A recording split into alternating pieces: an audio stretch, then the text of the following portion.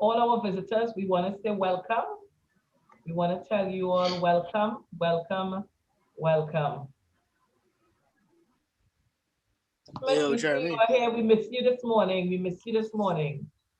Jeremy, send you on you blink on the. I couldn't wake up. I fell asleep.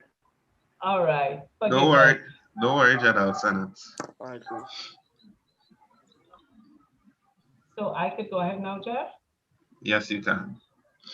So good afternoon, everyone. Welcome to our DDM platform. I'm happy to see all our visitors.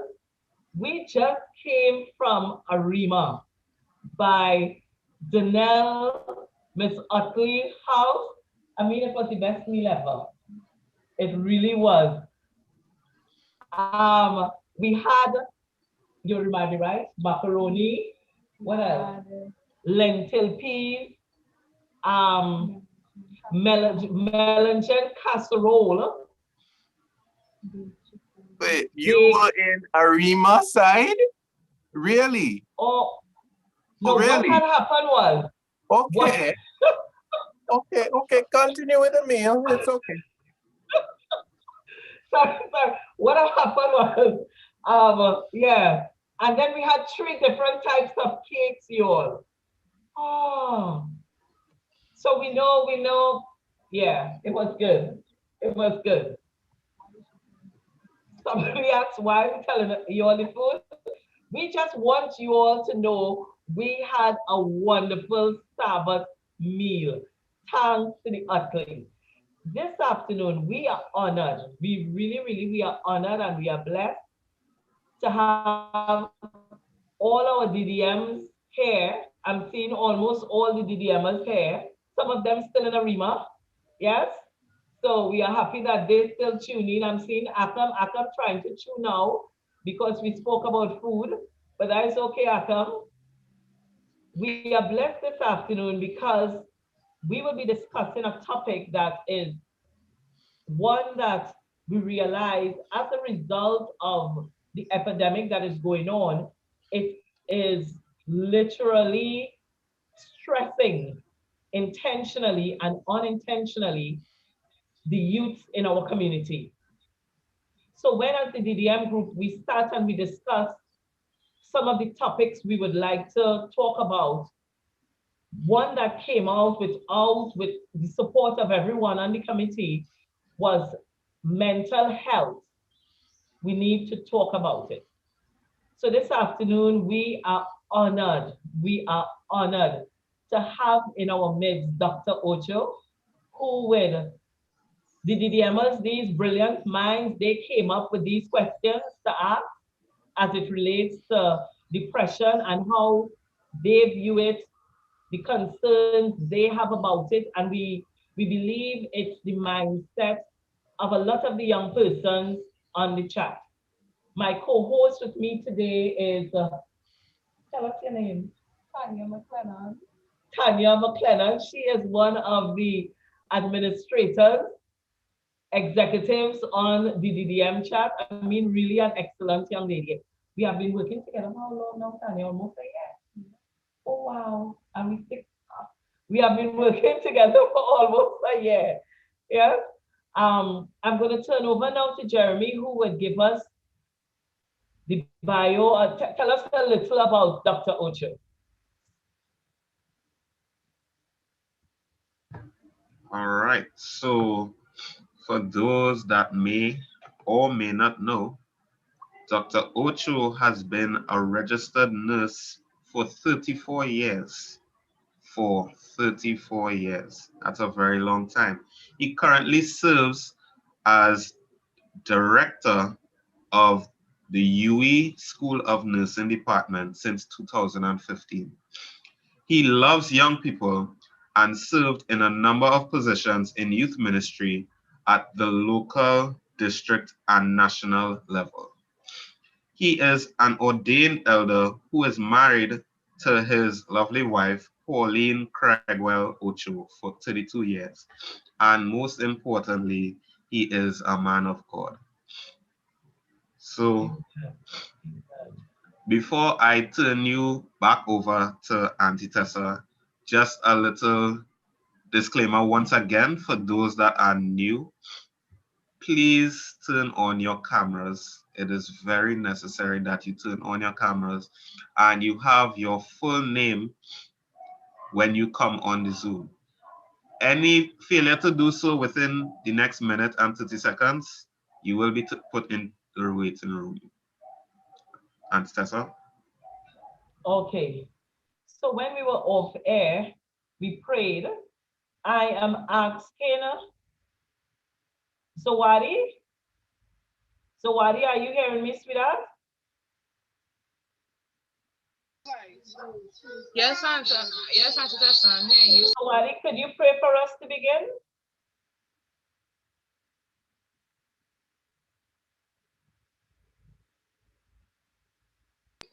Okay. Praise God, I Let's pray. suppose. Heavenly Father, we come before you, thanking you for sparing our lives to see another Sabbath. We thank you for the opportunity to come together in your name to discuss the topic that we'll be discussing. We ask that you bless the proceedings and you tune our ears to hear and apply the knowledge that is being bestowed upon us. What we fail to ask, fail not to grant it unto us. Not our will, but your will be done. In Jesus' name, amen.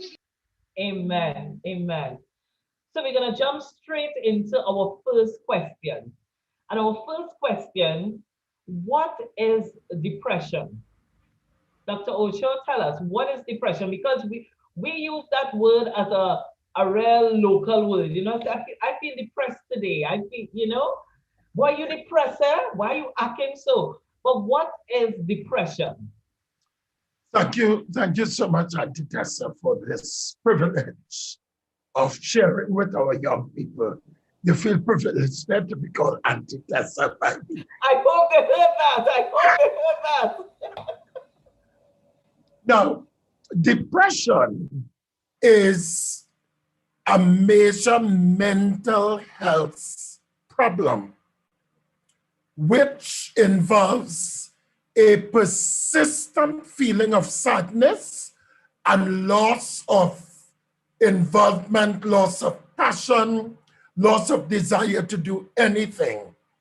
Now, from the onset, let us separate feeling depressed from depression, because I think that's an important distinction to make at this point in time. Feeling depressed is a temporary emotional state where one feels some measure of sadness for whatever reason, but that feeling goes away within, might be a few hours, might be a day, 2 days. But depression is a medical diagnosis that is made by a psychiatrist because of the prolonged nature of the experiences of sadness and loss of any sort of pleasure or joy in one's life.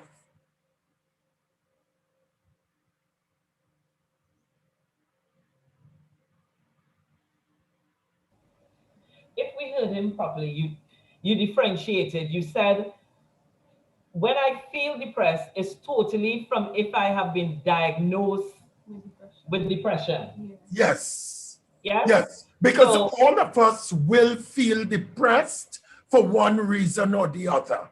Take, for example, as a young person, if I expected a particular grade in an exam and I didn't get it, take, for example, if I knew I aced the test and I end up seeing myself getting 51 out of 100, which put me at a C level, when I knew I expected an A level, one would feel a sense of how could this happen? The person may cry, the person may say, I don't want to talk to anybody, go and lie down on their bed, I don't want to eat today. And by tomorrow morning, they get up, they are able to face life, and they bounce back and they say, look, I'll go again. That's feeling depressed, it's temporary.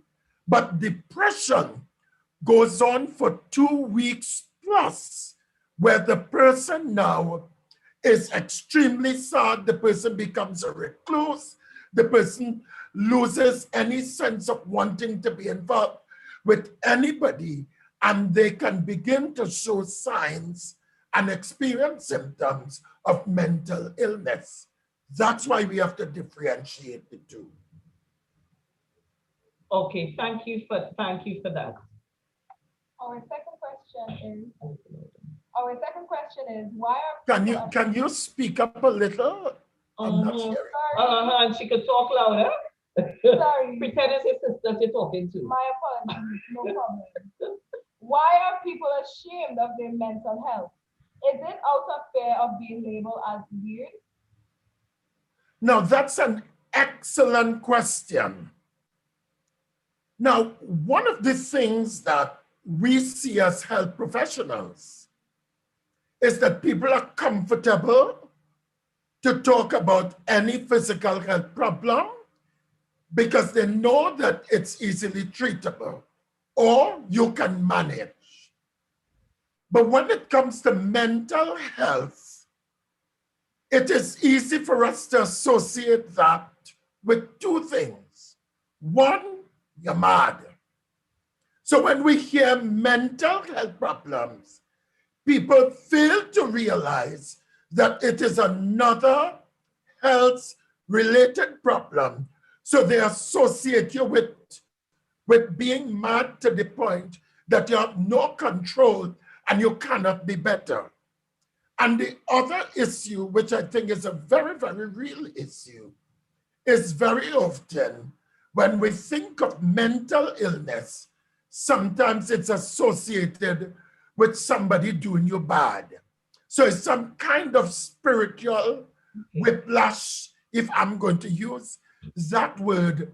So people, because of the connotations and as a result, you find society now, when they're talking about the individual, they say the fella now, the mad one who living by that mad house, or the mad one family.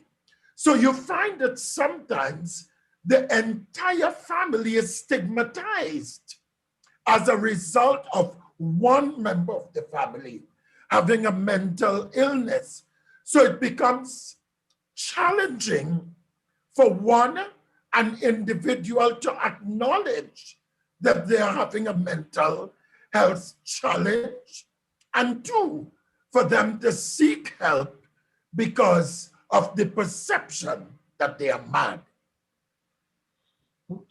What are some of the, coming out of this question, you would have answered the labeling, but what are some of the signs we would walk around with that we could say to ourselves after 2 weeks, you know what, I might be depressed?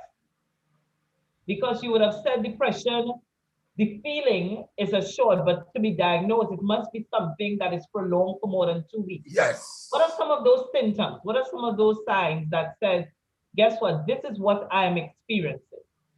Right.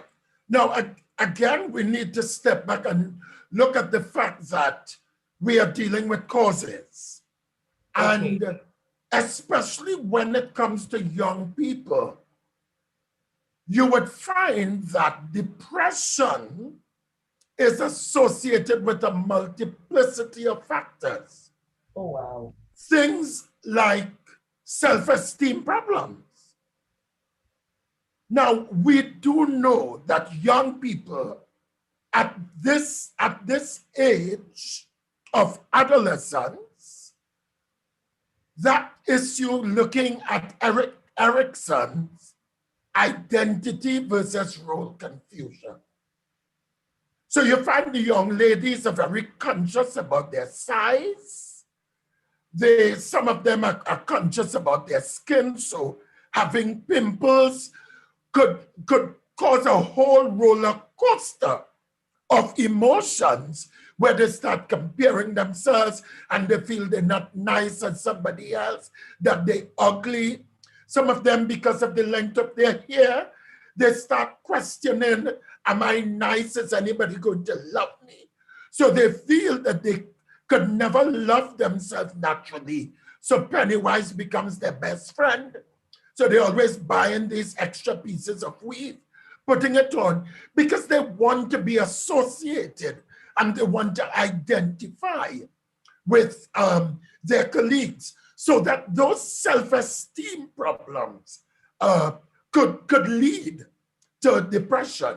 You also have things like people wanting to belong, and you want to belong to a social group, but you find that people are not treating you as though you belong. So you find that the person becomes a loner. So you want to talk with the young people your age, and you find that they are selecting when you will talk to them. So the person now has the potential of getting into themselves and becoming a recluse, because I want to be friends and people don't want to befriend me. So therefore, it has to be that something is wrong with me. Then you also have to contend with sometimes the social environment in which this young person is growing could be extremely toxic. You may find dysfunctionality, parents always quarreling and carrying on and fighting, and the child does not want to go home. They say the happiest time is when they are outside of the family, they are with friends, but when they get home, they just want to go straight to their room, lock themselves, and away from all the noise and the confusion and so on, because they are seeing other people being very, very happy, but they don't know what it is to experience happiness and joy in their own homes. And you would also find, which is a real problem for a lot of young people, where sometimes they feel so embarrassed about their socioeconomic status. So you would find that there are instances where, take for example, they don't have a big house with 3 bedrooms like Auntie Tessa has, when they don't have the furniture and they don't have all the other things that, you know, somebody else will have. So sometimes you find that what they do is that they try to create impressions about what they have. So they will borrow clothes, they'll borrow shoes, because the embarrassment of knowing that people will know that I don't have what they have could create these emotional roller coasters for young people. So you would find that you have to consider things like, is this person crying a lot for no reason? Is this person, or has this person changed how they interact with other people? That you find that the person may want to spend a lot of time alone, and you would come and you'll say, Tessa, you all right? And you'll say, yeah, okay, yeah, I'm okay, because there is a sense of denial, because you don't want people to enter into your personal space. So you find that spending time alone. You may also find, which is what we are seeing a whole lot, some young people, because of this self-esteem problem, they start what we call cutting. So they start cutting themselves, and they usually start cutting like their wrists, or they will cut higher up where they will cover, like with long sleeve blouses. And so because because to them, they have experienced so much emotional pain that the physical pain comes as a distractor, because they're already not nice. So this is just another set of pain that the person has to contend with. You may also find, which is a real issue, And this is where the person will need a lot of help. Sometimes the person feels so low that they begin having what we call suicidal ideations, that they tell themselves, listen, the best thing to do is end this. I can't cope with this anymore. It doesn't make sense fighting anymore. Things will not get better. And if I just get off the scene, then problem would be solved. So there is no one sign or symptom that the person will experience, but it also has to be juxtaposed against what are the factors that may be contributing to this depression. Hope I've answered your question. You're muted. I know.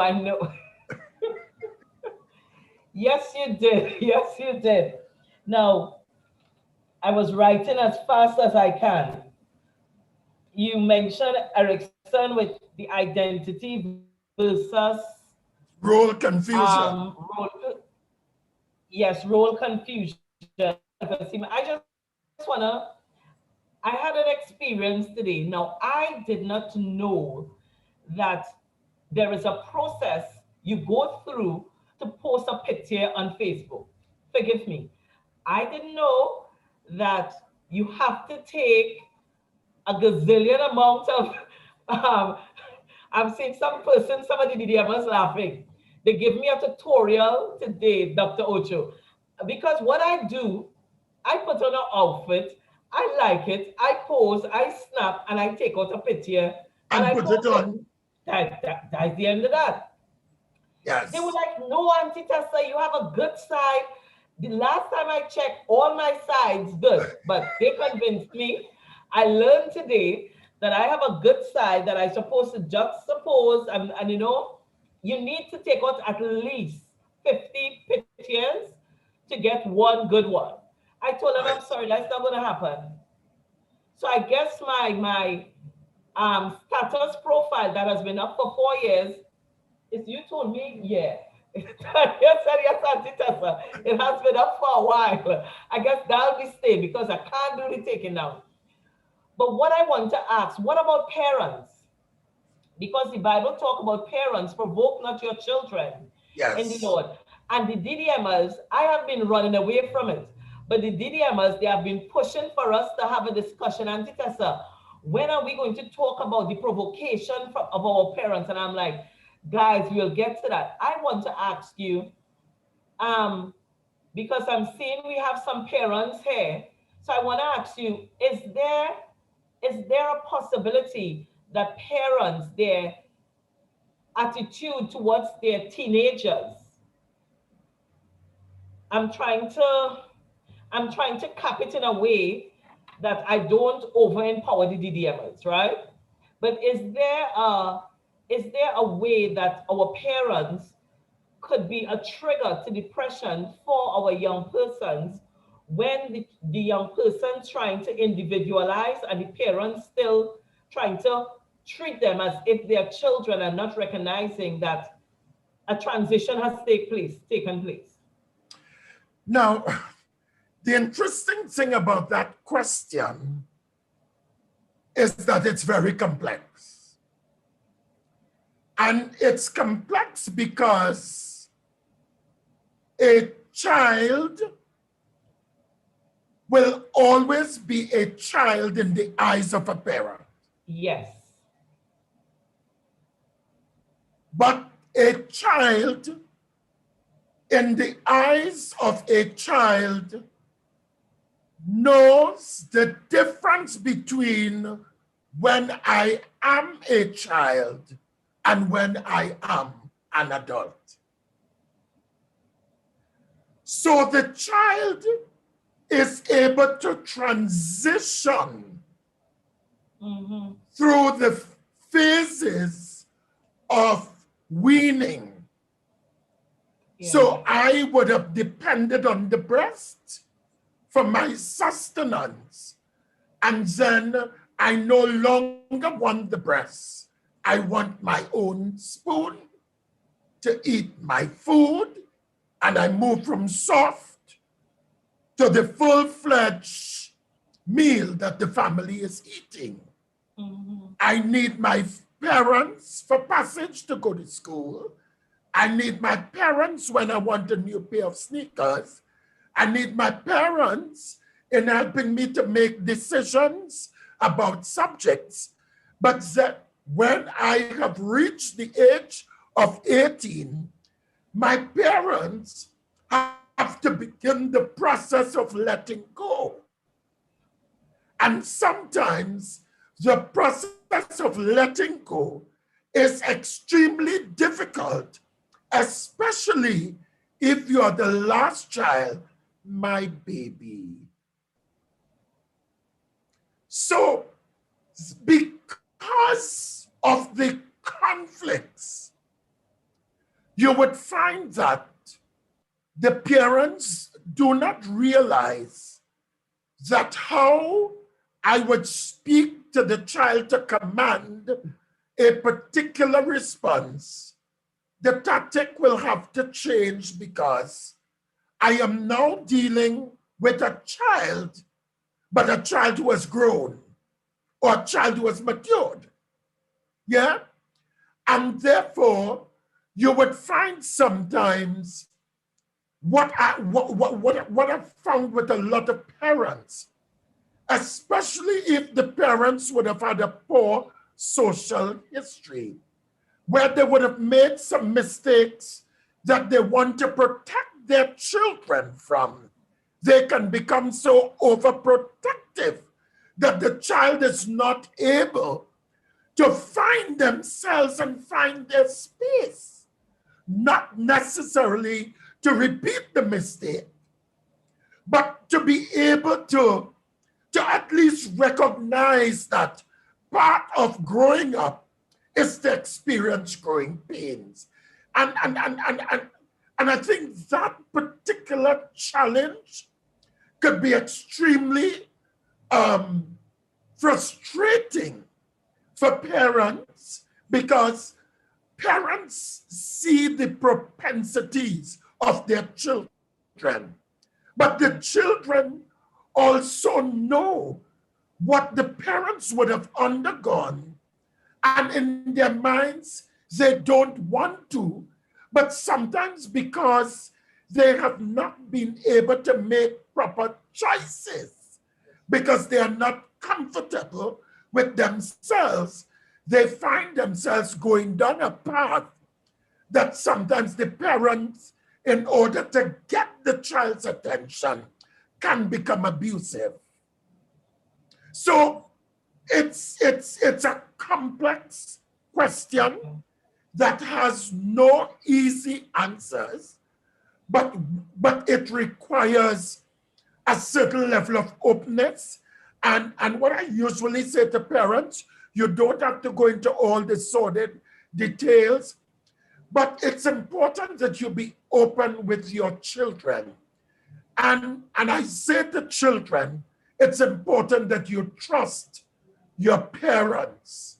Trust them, because they would have passed through this path.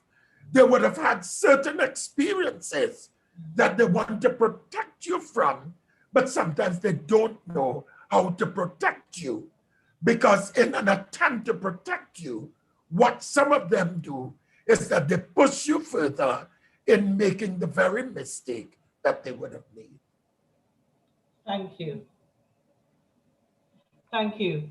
And I like how you, so before we move on, how as a young person, what would you suggest should be your attitude towards your parent?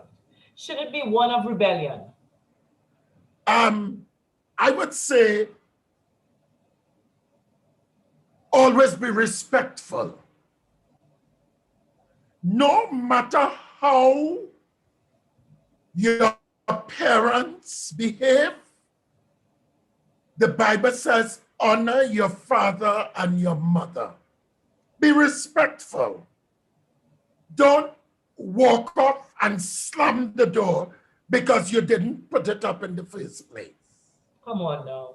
Don't find yourself stooping and carrying on and talk about, you see me, I'm fed up at this place, I want my own place. And you know, you're carrying on as though you need to be placed at St. Anne's. Yes.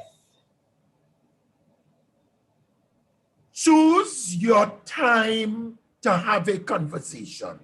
Mhm. There are sometimes, remember, your parents are going through stresses. Some of them, they're unhappy in their marriage. Some of them dealing with loneliness because one partner would have left the relationship. One may have died. Some of them have not even grieved because they have to be strong for you all. Some of them are coping with the economic challenges. So they have challenges that they are dealing with too.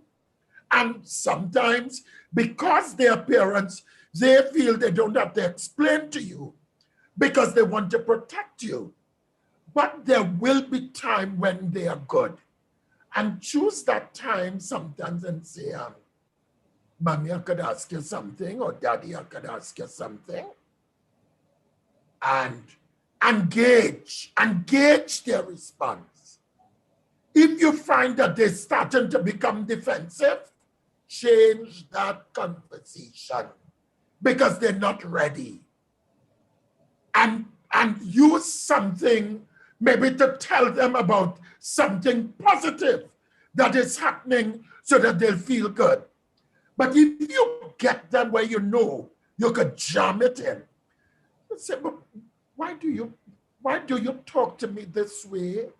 You know, I love you so much and you just make me feel real sad. And sometimes you find that the posture that you take by making yourself vulnerable, by reminding them of how you feel about them as a parent, that may help them to start opening up, and you may begin to enter into their head space to understand some of their own fears and some of their own challenges that they may be experiencing, so that you will realize that they are experiencing periods of depression just as you are. And that is so true. That is so true. I had an experience, my boys, my nephews who live with me. I remember once they told me, they came to me and they said, Auntie, we could tell you something. And my response was, if I said no, Ollie would not tell me. And the bigger boy, he's more assertive. He said, no, Auntie, we'll still tell you. I said, then why Ollie asked the question? So he said, Auntie, no, we just want to talk to you about something. I said, go ahead now. They said, every time you talk to us, you sound judgmental. I was like, I sound judgmental. I've been judging all you. Just like that was my defense, right? Uh-huh. And they were like, but Auntie, this is what we're talking about. And I'm being very honest, Dr. Osho, I listened. I put down my guard and I listened to those young men. Now, they are no longer living with us, but they still use the opportunity. I can't tell you how often I will get a call. Auntie, I could talk? I say, yes, okay, we coming by you. Because I would have intentionally want to hear, because I'm always thinking in the back of my mind, I want to be a permanent influence in their lives. Yes. So if you guys telling me I'm judgmental, so I started to ask the question, how that advice I give you, that was judgmental, I getting better. Sometimes I will get, that was still judgmental, but we get where you're coming from. You know, that kind of thing? Yes. But it's really, I really want parents to hear, use it as, allow your children to feel open to come to you. And I want the young persons to hear, look for that opportune time to step to your parents and be grateful. Be grateful that they didn't turn off the light only in your room. But they still, you were disrespectful, but they're still making sure you have light in your room, you know? I applaud parents, I really do. I really do. Sometimes I wonder how they pull it off. What's the next question, co-host? The Anthony Wong's hand is up. Yeah, I'm not going to acknowledge that. So, Akam, you can go ahead. Akam? Yeah. Yeah, all you can hear me, right? Yes, sweetheart. Right. Afternoon, everyone. I wanted to ask a question when we was talking about depression in itself. And now that we bring up the whole parent to children scenario, I wanted to ask a question. You know, there's a scene where some parents might tell the children, he or she, referring to their father or their mother, that they are old they grew up, how the statement goes, they will never change, so just bear with them. That kind of statement. Why is it that parents are not, because if someone could tell me that means my depression doesn't mean anything to you. Because if you could tell me just bear with it, I mean, that is like saying somebody stabbing you in your back or stabbing you in your throat or something, like literally stabbing you and saying, I know it's hurtful, but just bear with it. Bear with it, you know? That don't make sense to me. And it's like we always find an excuse for parents or grown-ups. We always say bear with them, work with them. But what about working with the youth? What about that? No, Anthony, I really thank you for that question and for the scenario that you presented. But let's face some realities. Who has the problem? You. Your parents do not see themselves as having any problem because one, they have not been exposed to what you have been exposed to. Two, they may have learned all the wrong from their parents because their parents may have been in the time, do as I say and not as I do. When I speak, you have to be quiet. So you are growing up in an age now where you understand what it is to be assertive, because no parent will say, I'll give you $1 in your mouth that you have to go to the dentist. Because why? We are operating in an era where child abuse is a real issue, and no Seventh-day Adventist parent who is holy, preaching to the brethren, wants to know that they are hauled before a court and children's authority is coming to get them because they have been abusive to their children. So they are coming from an environment where we know what is right and we know what is best for you. And some of them are unwilling to change. So if you want to be able to enjoy the rest of your youth, then what are you to do? You have to start stepping back from they're stabbing me and I'm hurting. And maybe what you need to do, instead of pressing back against the knife, is that you start repositioning yourself where the knife is not going to affect an internal organ. Or you would find yourself putting on supports where the knife could go no further. And what I mean by that, I may have to start thinking about how can I respond and relate to my parents in such a way that I do not allow it to affect my mental space. And I'm saying that is something that takes time. So rather than tell people, you see my parents, they're mad, you see them? They're mad. I don't know St. John's and take up with them yet. I hate them people. You have to reframe. How do I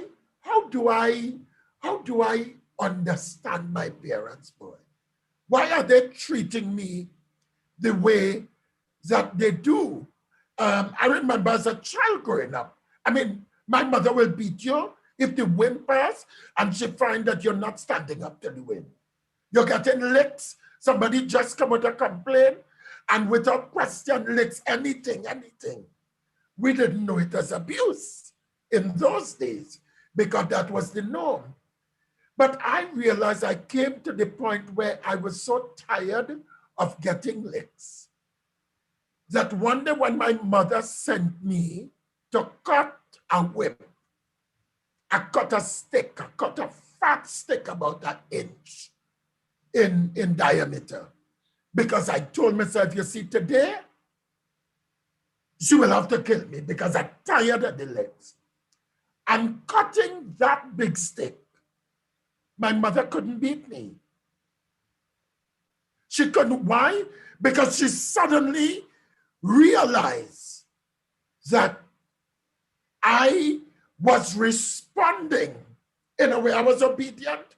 I went and I brought it, but she would have really destroyed me. So sometimes you really have to step back and look at how am I going to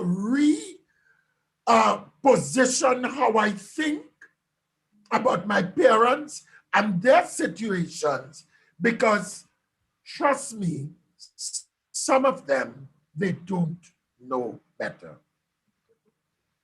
Hope I've answered your question. Akam? Yeah, answer part, but the next part, I wouldn't want to take up the time right now. No, I wouldn't mind engaging you. We're not about that. You know, on the DDM, we're not about that. And it's now 4 something. We're going until 6. We cater for Akam today. Okay. We cater for you today. And we'll say how much we cater. You will close off in prayer. Dr. Ocho is our person when, number one, we know when he prays, our prayers will be answered. But make sure you set yourself in at the end of worship in the morning to have a prayer. Because 15 of us, he prayed for every last one of us and each of our issues. Amen. Amen. Go ahead, Akam. Right. So the next part was like, it's more to me, right? It's like, which I understand what you're saying, but it kind of seems like to the younger youth, that's I could do what you say, right? Because I reach an age where I could take that kind of responsibility to think about it and to kind of dress back myself and look at the situation. But the younger youths, that might be too much for them to do.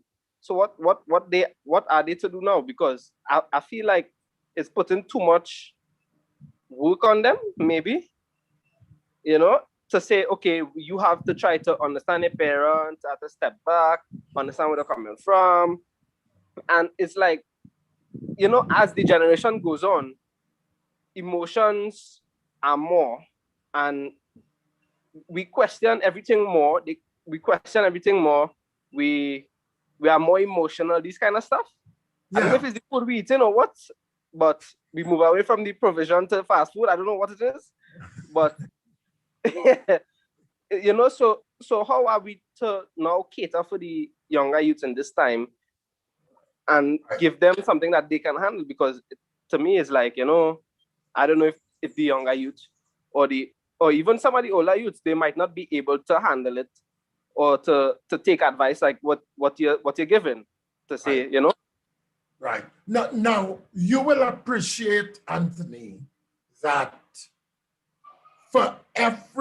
before you could consider a solution, you have to diagnose the problem and the cause of the problem. Okay. Right? So no matter what age you are at, now, it's good to say that you have reached the stage where you could do that level of thinking and processing. But we have to help the younger people to answer the question, who has the problem? Because except we could be clear about who has the problem and what they consider as the problem, we cannot begin to talk about prescriptions because we may be touching where it's not itching. And that's why I spoke about the importance of identifying what is the problem from your perspective, because your parents are not seeing themselves as having any problem because that's how they know it. So if I need to move forward, I have to move forward with first being clear about if then they don't have a problem, they don't see it as a problem, how can I begin to change how I see the problem and how I should respond to the problem? It's just what it is. Otherwise, you can be so depressed that you could end up having to be treated for mental health challenges.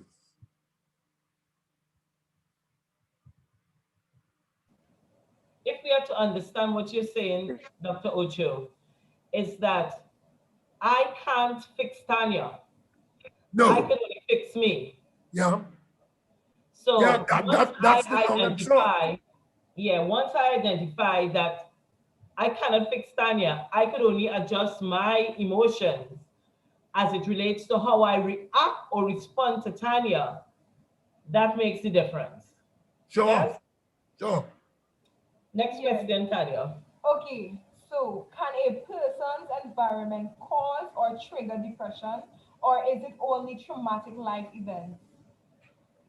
Can a person environment trigger or cause depression, or is it just life traumatic events? Oh, definitely a person's environment can definitely cause depression.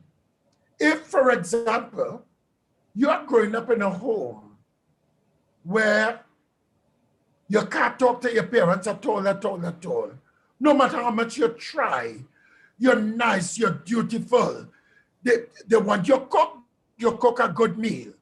And you did your best, you put all the love. Every dish was interspersed with love. And you ask God to bless the meal. And the only thing they could say, this rice have too much salt, boy. How your hands so heavy with the salt? Or the peas, the peas good, but it just burn a little bit. Now, you have to realize that here is a young person doing everything that is filled with love and feeling good about themselves. And the person from whom they are seeking validation, they're not getting it. That's a painful thing for a young person. You have some families that our young people are growing up in where they could do nothing right. You're so stupid, you're so dotish, your head so hard. Listen, sometimes I don't know what to do with you. You see, you will just make me shame. And you are doing everything. You are going to school and you say, you see me? I want to do good. I want to go to university. I want to make a difference in my family. And you are trying your best. And all you could hear is negatives, negatives, negatives. You know the emotional trauma that person would be going through, where the person definitely, you see, situations like that will definitely lead to depression. And you may find that the person may not want to join company where they feel validated, and in joining company, where they feel validated, they will end up doing things that is against what the ideals that they would have been brought up with or to hold on to. So that environment, the physical environment, because young people, they want to be touched. They want to know that their parents love and care for them. Yeah? Now, fair enough, some of the young men, they don't want the huggy, kissy kind of thing. After a while, they want a bounce and that kind of thing. But the young people want that physical connection with the adults. And if they don't get it, they look for it elsewhere. But they also want the social connection. They want to feel loved. They want to feel safe. They want to feel secure.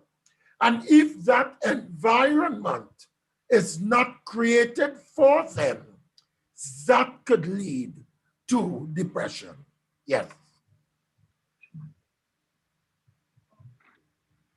So we just want to acknowledge Tariq Harry. Tariq has a question, and then after Justin Cuttle.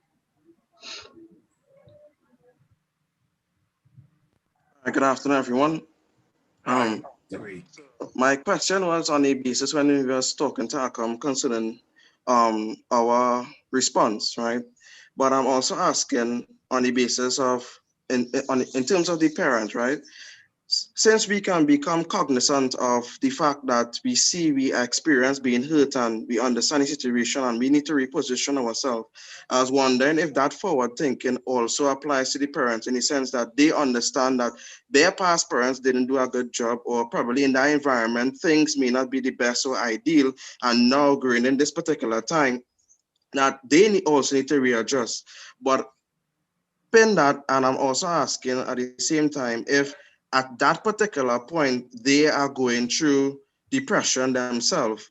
And at what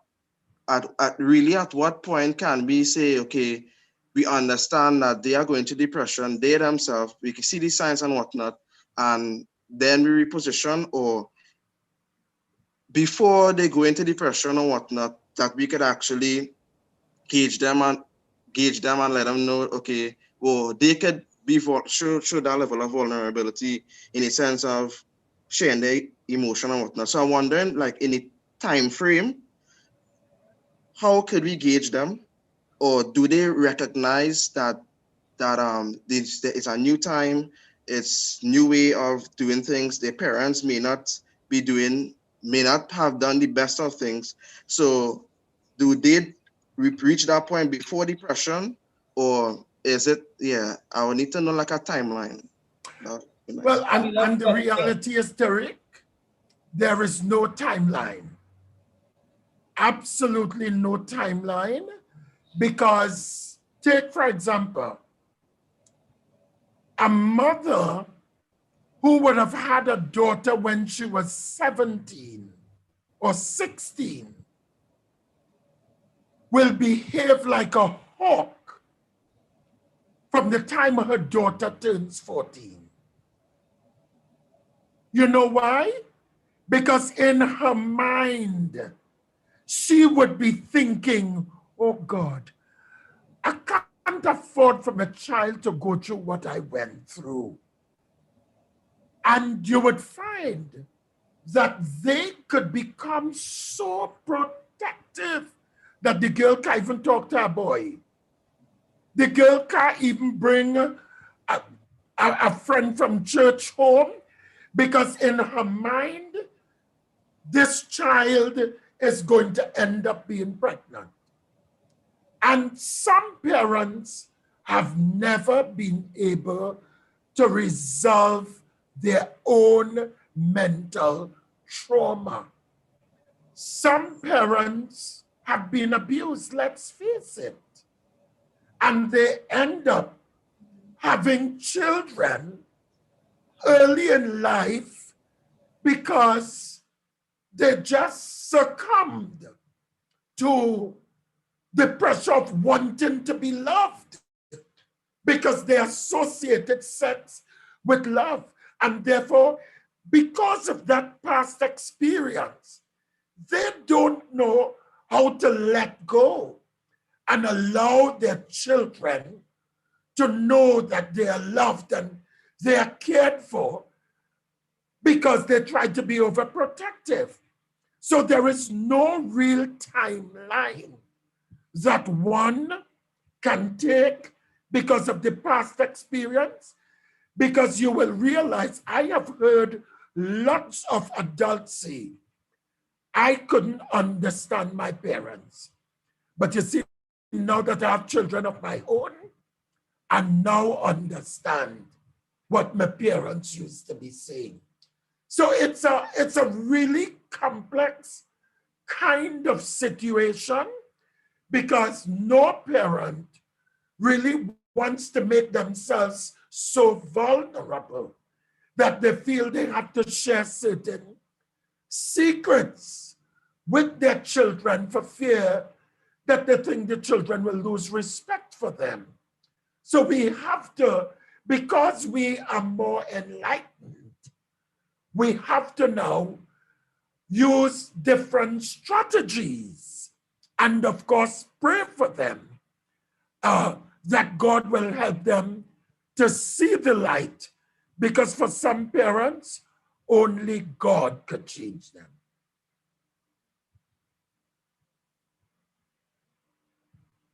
Okay, thank you very much, John. Yeah. Okay, yeah, respected. Okay, so we'll now have Justin.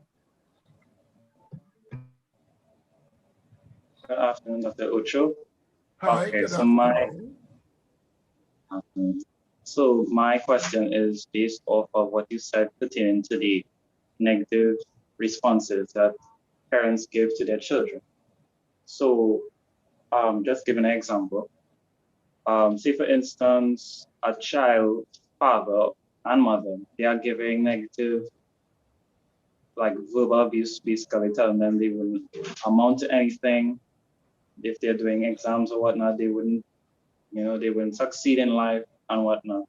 Is it a healthy practice for that child to take those remarks and use it as fuel to better themselves?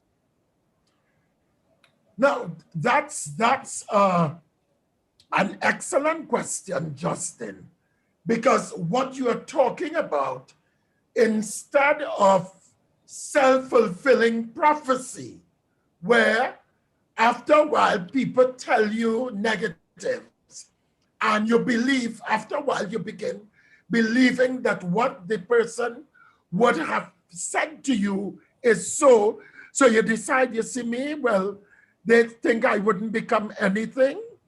Well, then it would be no surprise to them and to me that I become nothing. That is what we call self-fulfilling prophecy. What young people need to do, and your question implies, is to learn how to take that negative and rechannel and redouble your efforts so that you can prove to them. And that's a nice way of giving yourself a personal challenge. So you tell me I'm not going to be anything, well, I will prove you wrong. What I call it is that you have to use the negatives as manual. Whatever bad people say to you, use it to grow and prove them wrong. Remember, you must have the last laugh. Thank you, Dr. Ocho. You're welcome. Good question. Okay, Dr. Ocho, can you give us some examples of traumatic life events that can trigger or cause depression? Now, somehow I'm not getting you as clearly as I would like. I'm sorry, I'm so sorry. I was asking, can you This give is us better. Okay, I just have to come closer. Can you give us some examples of traumatic life events that can trigger or cause depression? Okay, traumatic life events that could trigger or cause depression. Yes. Rape. rape and especially rape that results in a pregnancy. Because, and especially the person would have espoused Christian values. And let me give you a real experience. This one didn't cause a pregnancy. But I remember years ago, what about 20 years ago, I was invited by a Caribbean island youth department to do a weekend seminar for young people. And it was really great. I mean, we had over 100 young people. And the Saturday night, there was a banquet. And in the midst of the banquet, a young lady collapsed. She went into a hysterical experience. And I remember the person who was in charge of the camp, he came to me and he said, Brother Ocho, well, you're a nurse. See if you can find out what is wrong. So I went to the young lady, I took her to her tent. I checked her lung fields, so I asked her to breathe, so I could listen to the airway. I listened for her heartbeat. And so I said to her, well, your lung fields are clear, your heart rate is good, everything seems good. The only thing I could put this down to is stress. And then she started to cry. And she said, she was 21 at the time. She said, I always wanted to keep my virginity for when I was married. And she said, when I was 16, my boyfriend took me, and there was some Adventists, by the way. My boyfriend took me out for ice cream. She said, and the next thing I knew is that I woke up and my clothes was off. It took her 5 years. She was carrying this baggage all along, and she was blaming herself for having caused the boyfriend to rape her, and nobody knew. She told nobody about it. And look at when that chose to raise its head at a time when she was enjoying a great experience of fellowshipping with young people. Some of the things that traumatic experiences that could lead to depression is bullying. Some young people are bullied. They are bullied because of how they look. So wide that your ocean could fit inside there. Some are bullied because of the size of their feet. Where you're Goliath, brother boy, look at that. I could imagine the Gorgon you have. And I mean, that person day by day have to go through that. Some people are bullied because of they may not be progressing academically as some other people. So that they're always fighting for last place in the class.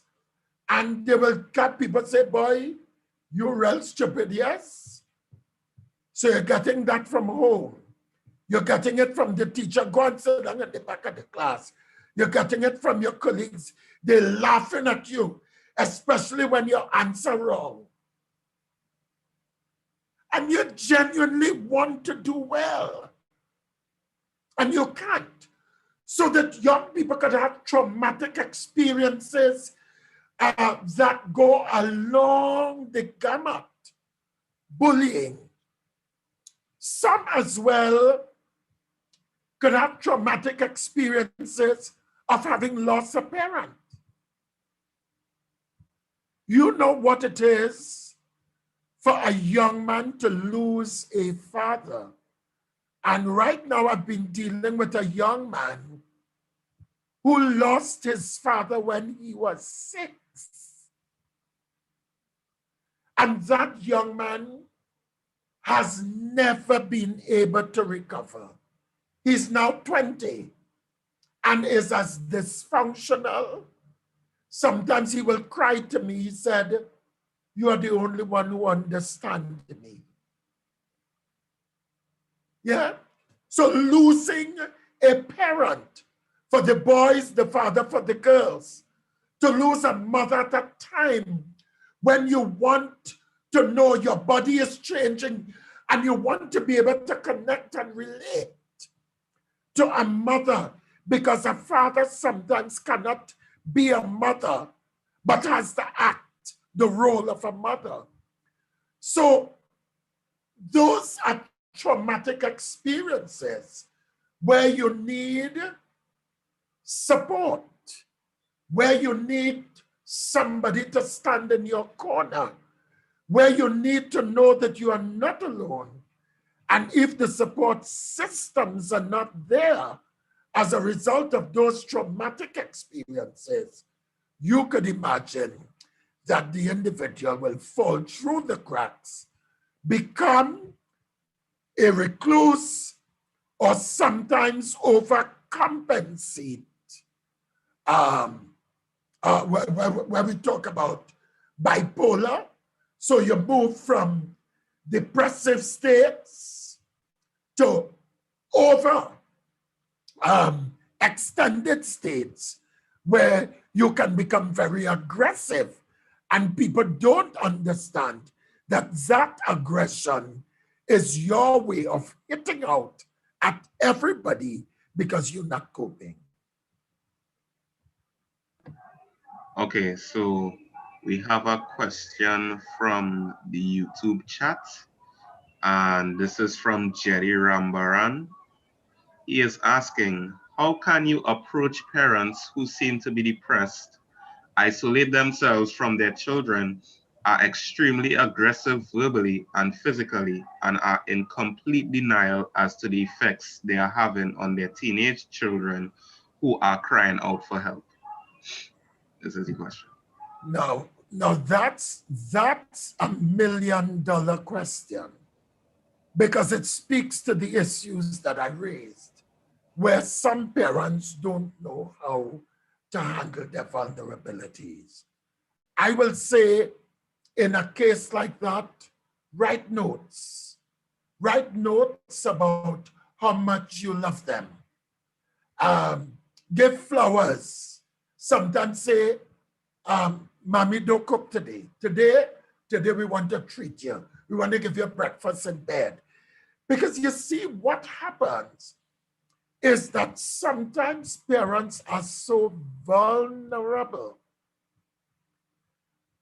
but they don't realize that the children want to help them, but they do not see that role for their children. So what you have to do is to create opportunities where you could validate them and see how that may change them. Or finding out about what you like. Mommy, what you like? Mommy, what you think will make you happy? Or daddy, what you think will make you happy? And see how you can be able to do things that could help to make up for that lack. Because trust me, there are many parents who are in a deep, deep, deep, deep hole. And you know what is sad? They are pulling you down into the hole without realizing it.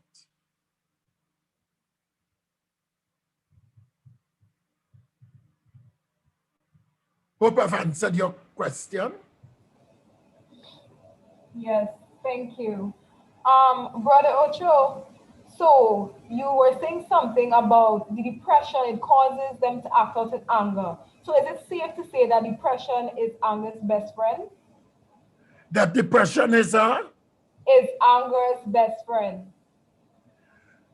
No, depression is not anger's best friend, because you see, the thing with depression is that there is what we call a neurological piece to this, right? Yeah. Now, our body produces what we call a cortisol.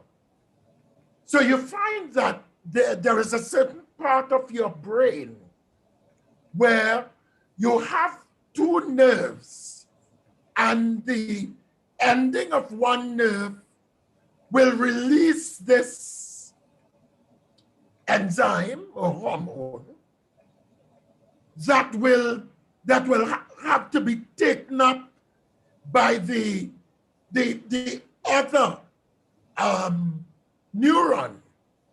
And what you find with depression is that the uptake of the chemical that is released is slower.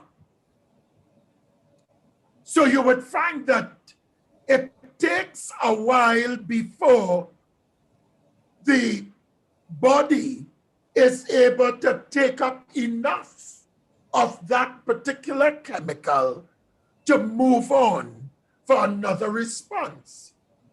So you find that what is going to happen in some instances, the person can remain in depressive states where you start now having things like hallucinations.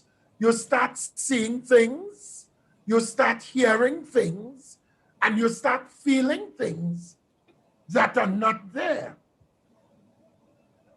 But you will also find that sometimes the person can reach a point where they become hyperactive and they become very angry. They will mash up anything, mash up glass, mash up table, mash up bed, mash up anything, because they are uncontrolled, because there is a higher level of uptake of the particular chemical in the brain. So that depending on what kind of depression the person is experiencing, you would find that some periods they would be full of energy and anger. And there are other periods they don't know why they're crying. They don't want to see anybody. They don't want to hear anybody. So anger is not a best friend. But when they reach that stage where they are lashing out, it means that they require treatment. Okay, thank you.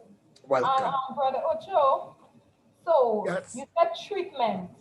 So should they take antidepressants? No, that's a good question. And this is why the psychiatrists will determine what is the best course of treatment. Because what they found is that in some young people, antidepressants increases suicidal ideation. Yeah. So they will, based on each case, they will determine what is the best course of management for the particular individual, because they'll have to look at your history. You said the PH word, it's sort of a curse word within the Adventist arena. The PH word? Yes, psychiatrist. Oh. Because we believe we could baptize and spiritualize everything. Like I will tell the DDM on some mornings, we'll ask questions and they would answer it in a prescribed manner. And I would suggest to them, could you just unadventicize that answer? Yes. Be real, you know? So when you say psychiatrist or counselor, would that be something you would advise for parents to sort out either for their children or for themselves? Is that if you realize that you are, if you could do some introspection as a parent and realize that, guess what, things are not leveling off, to thine own self be true. Is that something you would advise for us to seek external help? Listen, I would be the first in line to raise my hand and said yes, and say yes rather, because a psychiatrist is a doctor. And just as you have doctors for heart, for liver, for bones, for eyes, for ears, you have doctors for the brain. Yes. Because it means that there is some mental dysfunctionality. And because there is some mental dysfunctionality, you need a psychiatrist. Now, I do understand your PH now, even though you have some very astute and bright young people who wish to remind you of the spelling, you know.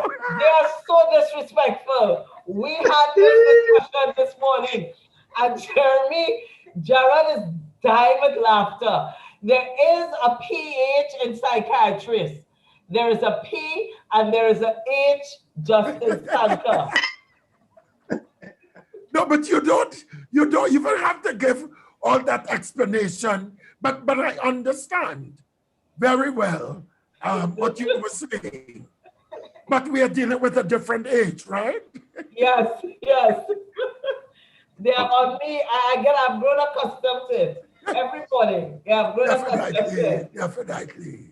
So we have a question from Keon Rind, and I will be asking it on behalf of him. He is currently asking, how do you as a child deal with a situation where you try to open up to your parents and their feedback is just a mere acknowledgement such as, okay, I hear you. How do you deal with that as a child? The reality is that's hard. It is. And depressing. It is. There's no other way to sum it up. However, while it is sad and depressing, it may be an indication that your parents are extremely vulnerable and feel that they may be making themselves too vulnerable. So I would say to Keon, in a situation like that, find somebody who is a mother figure or a father figure and talk. Now, I have a young man, he is 42, and he calls me Pops. He said, because you are like a father to me, and I do not speak to anybody. His mother is dead. His father is dead. He has so much baggage. And at 42, we talk with each other every morning when I'm driving up to work. We will be talking. And he just say, Pops, Pops, Pops, because he sees me as somebody who provides him with that space that he needs as a young man at 42. So I would say to you, while it is quite depressing and it's hard, because what is happening, and I'm just looking at your posture, and I can see pain. I could see a lot of pain there. You need to get somebody whom you could reach out to as an adult and just share to get that validation and support that you need. Here is where I would like to, is my mic on? Here's where I would like to put a plug for the DDM, because what has happened within the DDM, it's about, they will tell me the number, but I would say it's about 20 strong, meaning that is the active members or more. Chanel, is it more than 20? About that. About that. So within this group, you have other groups that have been formed, and it's pure coping. I sit back, Dr. Ocho, and I smile in my heart, because they will, when one of them going through something, they will call each other, you know, that kind of thing. So it's a wonderful, Jeremy will tell you more about the group, or one of the executive at the end. So it's a wonderful group to join, so that you could have a space where you could share your feelings and not be judged. Share your feeling, and we take you just as you are. But I think what I was getting from the question, this person was looking for an adult with whom they could connect, because remember, it's your parents who are not understanding. And while yes, you can talk to your peers, you need to find that space where you could see yourself as having someone to whom you can look up for that kind of support. But yes, in the meantime, use the DDM or GDM? DDM. Use the DDM as well as another avenue, as a support system. Okay, so we have a second question from Keon Rind, and he is asking again. Cheryl, before you ask your question, Jeremy, before you ask the question, I got 2 messages from persons who said they wanted to enter the room, but they get bumped out and they're trying to re-enter and they're not getting back in. I explained to the person it's because their cameras wasn't on. So I don't know if the other persons who helping you. Okay, so guys who are the co-hosts, just take note of that, and I'll continue with the second question.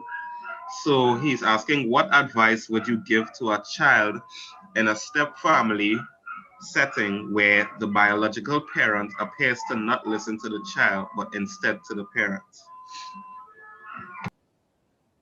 So I'm trying to get the question. You are in a family where your parent is not listening to you, but your parent is listening to the step parent and taking the side of the step parent as opposed to you. Is that the gist of the question, Jeremy? Yes, it is. Right. That is a real problem. It's a real problem in that you find in many instances, because you now have what we will call a blended family, some parents tell themselves, I lost one, I'm not going to lose the other one. Because anyhow you take it, you will leave me at some point or the other as a child and go on, and you will not leave me lonely. So that some parents prioritize making sure they keep this new relationship, if even it means losing their children as the primary relationship. And in such a case, you as the child, one, learn to love you, learn to validate you, and set yourself realistic goals about what you want for your family when you begin a family, but also what you want for yourself. Do not allow that to cause you to start looking at yourself less than you ought. Use that as manual to start preparing yourself, organizing yourself. But I also think that you may require some kind of professional help, either a social worker or a psychologist, to talk to, because what I'm hearing from this question is hurt. Thank you very much. And we have another question from YouTube, or from a person named Joel Ned. He is currently asking, can you share some tips on how to live with someone who has depression? All right. That's an interesting question, because you're talking about how to live with. Now, take for example, if the person is bipolar, well, there are times they would be nice, they would be lovely, they will talk, they laugh, they'll joke. And there are other times they could be extremely aggressive and difficult to deal with. If you know that you are dealing with a situation where there is mental health or there are mental health issues, you first have to learn to identify triggers. Learn to identify triggers. What are the things that will cause the individual to behave a particular way? And learn how to remove those. So if you know there are certain words, when used, will cause a particular behavior, refrain from using those words or making statements. Sometimes you have to know when to give the person time out. Yeah? There are sometimes when you just have to realize the person is in a particular mood, they don't want to talk. Do not try to raise a conversation, especially about something that is very sensitive. The other thing is that if the person is on treatment, you want to ensure that the person takes his or her medication and maintain their clinic appointment. But you also need to ensure that whenever you're dealing with mental health issues, never let the person know you're afraid of them. If they know that you're afraid of them, they can be very emotionally manipulative.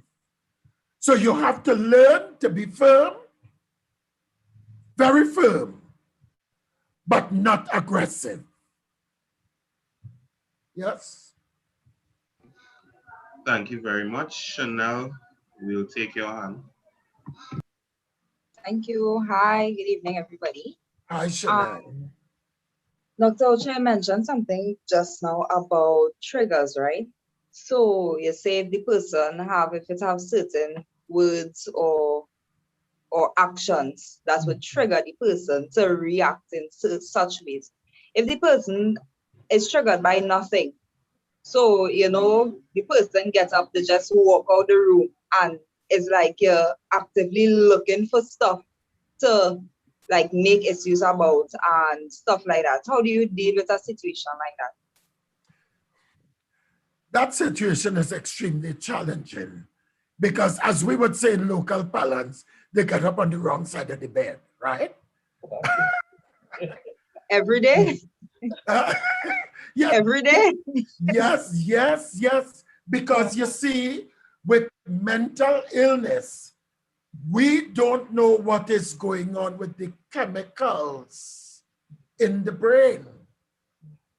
So we may feel that not today, you know, if they see you, tell them, if they send you for me, you didn't see me, right?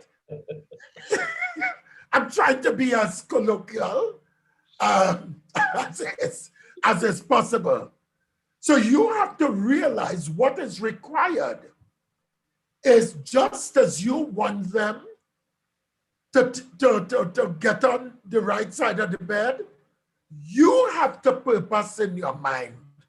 You see, today, you're not affecting my peace of mind today. So you have to change your posture and ensure that you start talking to yourself, not today. Not today. You see the Pathfinder law is the law, the pledge. Keep a song in my heart.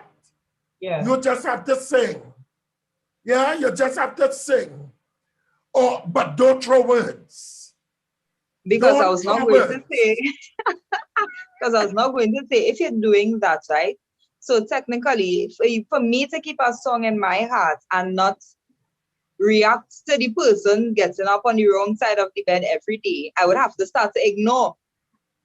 So if I am starting to ignore whatever situation it is I am in or what is going on, that would technically be a trigger to the person as well. Definitely. Because if you ignore, remember that person's intention is to get you to act. Correct. But when you control your space and you start to sing, oh, what a wonderful, wonderful day. That's triggers. No, but that's right. But you see, you are not reacting. You're not reacting.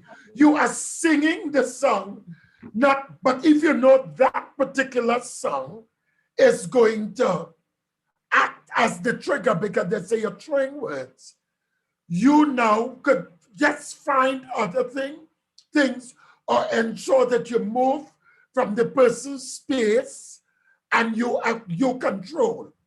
If they're looking at you, don't look away. Steer them.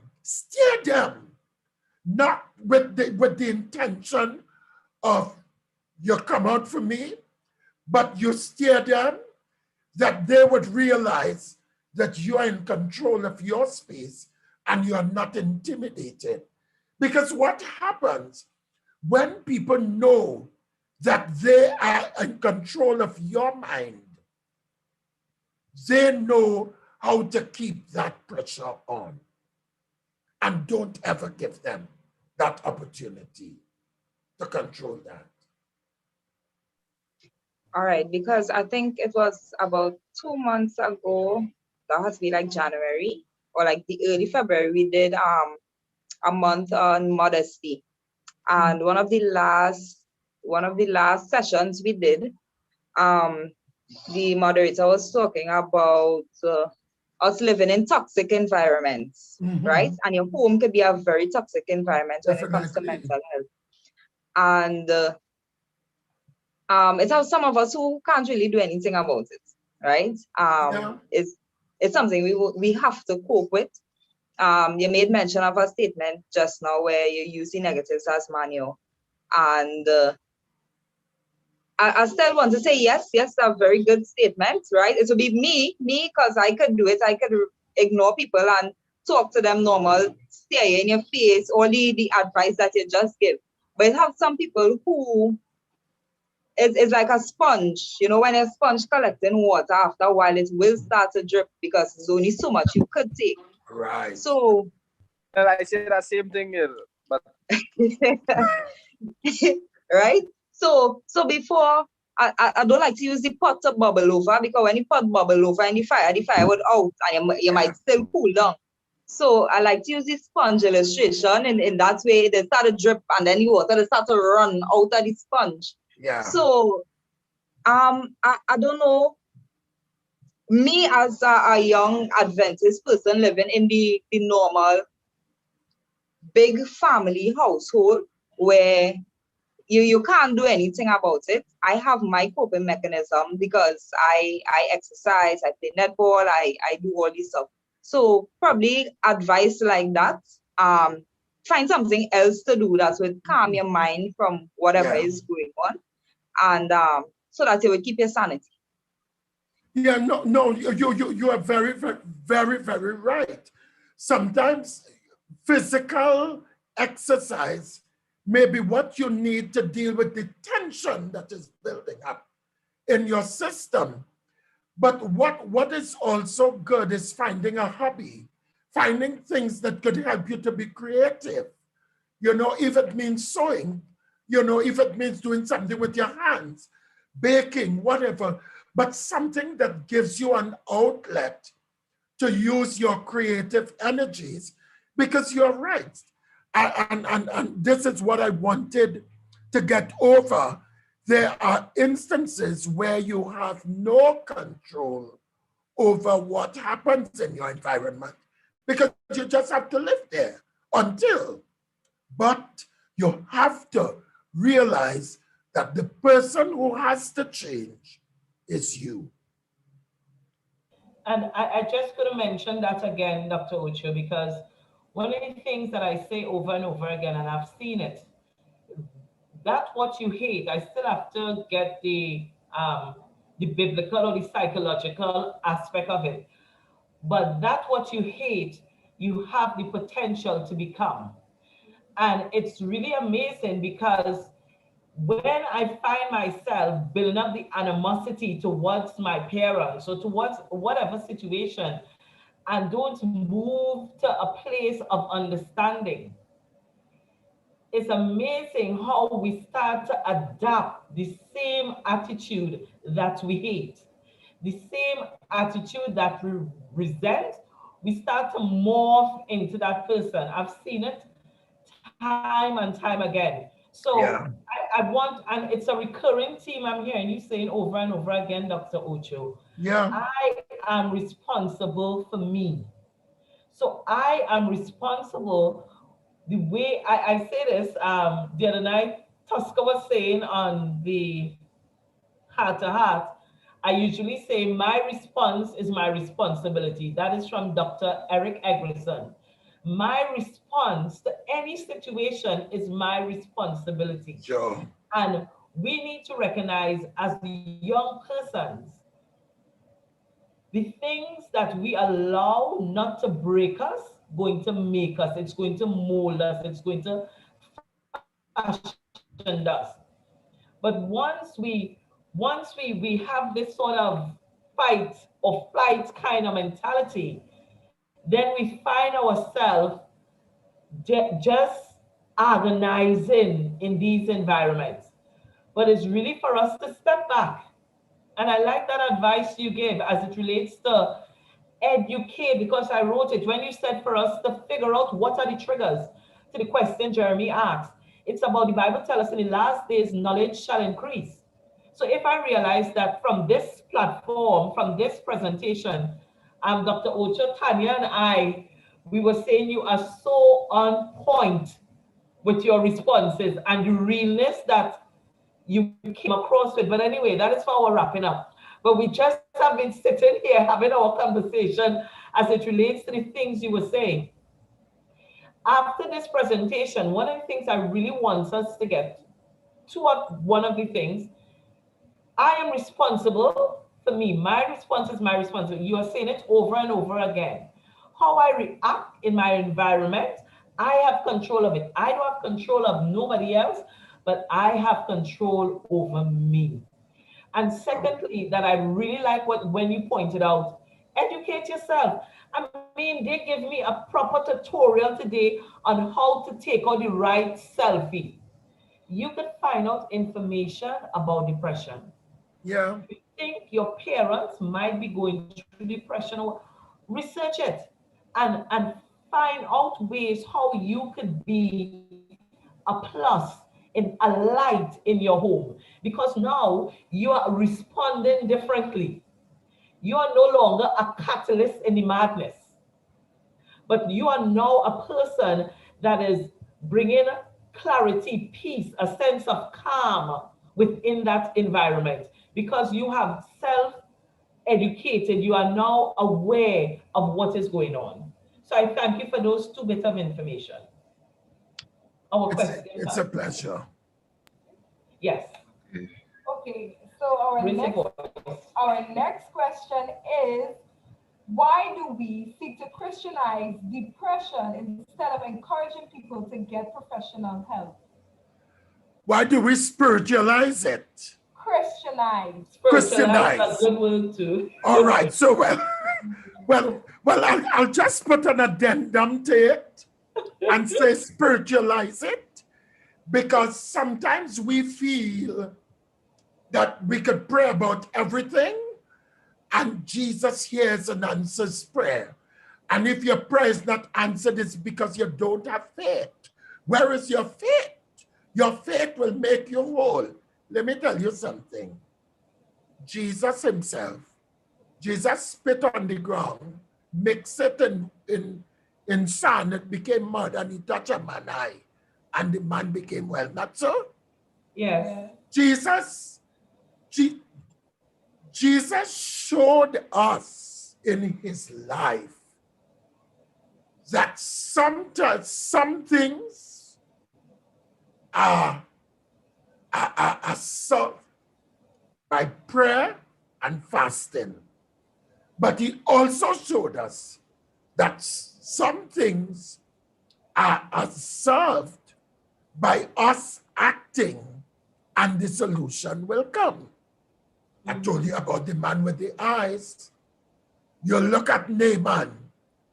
If Naaman hadn't gone and dipped in the river 7 times, he would have never been healed. So it's critical for us to realize, and there's a question in the chat that I'm going to add to this, whether there's a spiritual dimension to mental health. And the answer is yes. There are some people, and whether we want to accept it or not, there are some people whose hands are bad, who will go to people to do you bad. And it happens.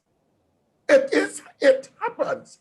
But I can tell you, as long as you are covered by the blood of Jesus, no weapon that is formed against you shall prosper, and every tongue that rises up in judgment, you will condemn.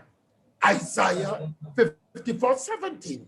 So yes, there is bad, but as long as you are covered under the hand of God, you will not have the negative effects.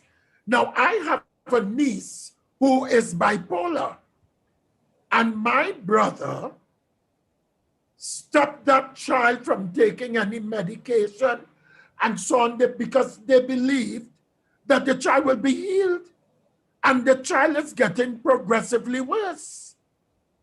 So if the child had remained on the medication, she's in her 30s now, the 2 other siblings just cannot find themselves to remaining in the home. So both of them migrated to the UK, are happy out there, and the parents are left. And my concern is, when both of them die, because one is 69, the other is 71, should in case they die, her siblings will not be able to cope with that sibling because the parents chose to spiritualize the problem and not accept the treatment that is available. It is real. Yes, yes. And our final question for the evening. Is mental illness a disease or a mindset? Mental illness is a disease.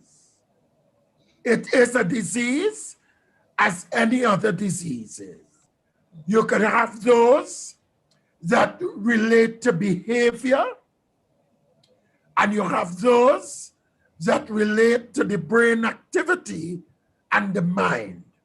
So just as mental illness could be treated and some persons can recover, they are just as, for example, in some physical illnesses like diabetes and hypertension, it could be treated but not cured.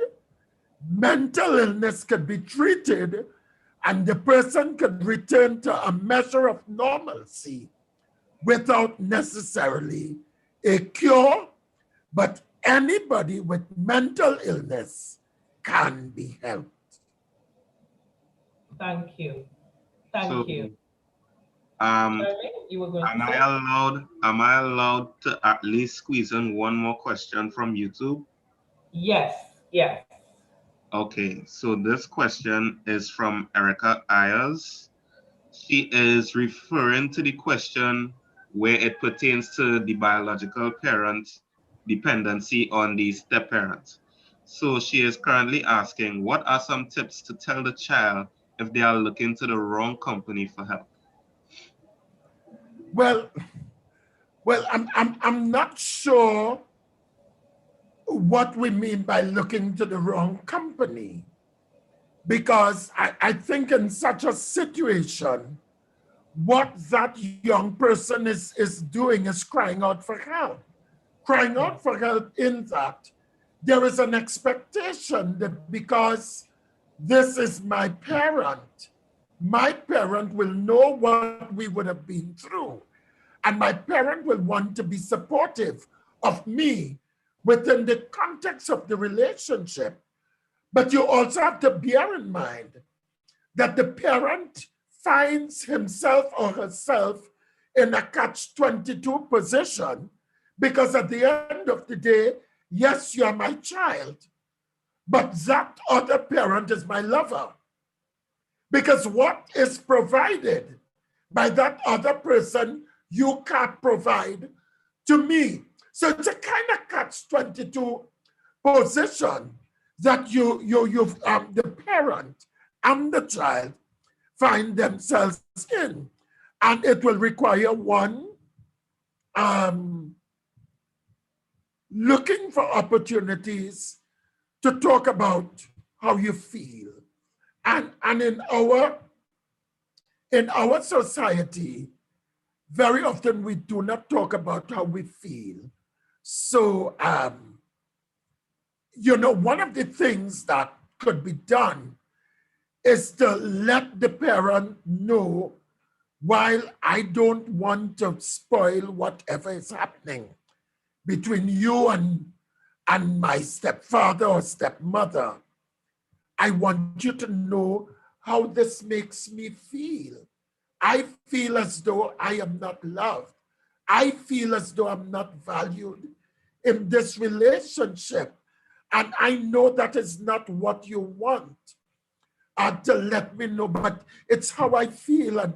And I wish you could give me a little more attention, or I wish that you could give me some time where I could feel as though I'm still loved in the context of this relationship. So and again, sometimes I do not underestimate. You may need the support of a counselor to help you to start working on you, because for some families, try as you may, your parent, and I've seen it in some relationships. I've seen it. I know of a young lady that my wife and I had to deal with since she was in her teenage years, because it's the same stepfather relationship. And the mother and stepfather were very angry with her when she reached out to my wife and I. And that child has never regained herself to this day, and she's in her 40s. She is dysfunctional as one could get it, because she didn't get the support that she needed because the parents accused her of taking the family's business to other people. And you know, so that's why that support system is so very important, because some parents, trust me, are not willing to change. Not that they cannot change.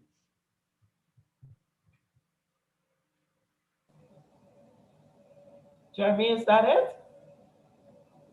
Well, we have one more, but I asked for one more. So unless you could ask it. We have five minutes. okay, so It's this like a 1 minute answer question. Well, you could we'll I'll make it in a minute. Okay. Go So, right ahead. This question is from Athleen Ironside. She starts with saying that research has shown that short-term therapies can help with depression. Besides interpersonal therapy and cognitive behavioral therapy, what else can be used to help a depressed person? Right. Well, then with the talk therapy, which is part of the interpersonal, yes, and the cognitive behavioral therapy, if those two do not work, then it will have to be drug therapy. Yeah. And in fact, some of them do the ECT, the electroconvulsive therapy. I've seen that at work at St. Anne's already myself. Yeah. But I just want to say that I feel very, very privileged to be part of this dialogue this afternoon. I really appreciate the openness that we have had, and I'll be very willing to offer whatever help I can, if even it means sometimes trying to get a referral to somebody else, because I think based on what we've heard today, I think we have some hurting young people who are crying out for help. Yes. Yeah. We would just want to thank you so much. It is a privilege for you to be here. We have learned so much. I have learned so much this evening, and I am so happy that you made time to come and tell us some amazing information that we probably didn't know before. And even though some of us may not be going through depression, we are now able to minister to other people and help those people who are going through depression and whatnot. So I just want to thank you so much. We appreciate it. I would like to definitely thank my co-host this afternoon. It's coming down in the car. I said, Tanya would co-host with me, right? Said, yes, Auntie Tessa, but what does that entail? And I said to her, I am happy you said yes, and then asked what it entails. I said, you know, you're a better reader than me, so you would read the questions. So I really want to thank you. You did a fabulous job, sweetheart, fabulous job. Dr. Ocho, thank you so much for being so real with us. Thank you.